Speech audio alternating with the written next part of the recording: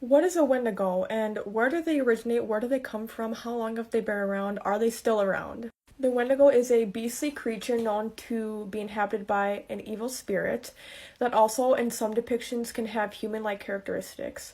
Now, the Wendigo is known to be found and talked about around the areas of the Great Lakes of the United States and Canada, the Great Plains of the United States, and the East Coast forest areas of Canada.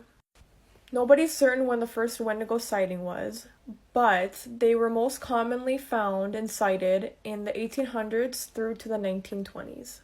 The legend goes that the first ever Wendigo was a man that was a hunter and that was lost somewhere, and he completely was starved and was trying to find a source of food, and so he, instead of being able to find resources, he resorted to cannibalism.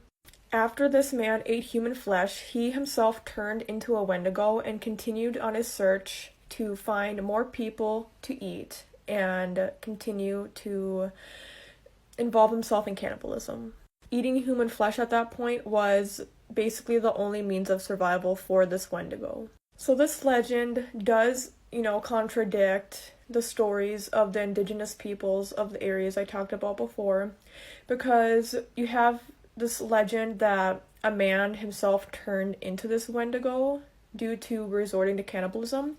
And then we have the indigenous people's stories of stating how the Wendigo itself was an evil spirit that has basically manifested.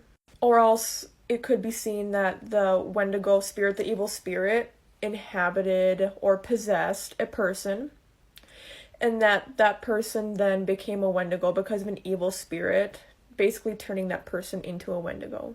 Wendigos are known to represent gluttony and greed, and they're known to, even though they're always constantly searching for human flesh, even if they get full from this human that they just ate, they're never truly full, and they're always starving. They're always searching for more human flesh.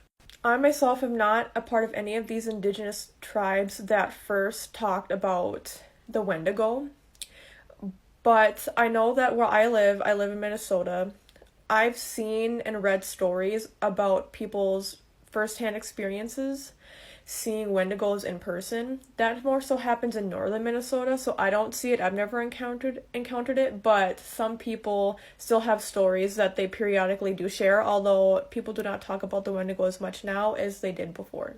The lore around the Wendigo and what the Wendigo does in terms of resorting to cannibalism has also resulted in a term Wendigo psychosis.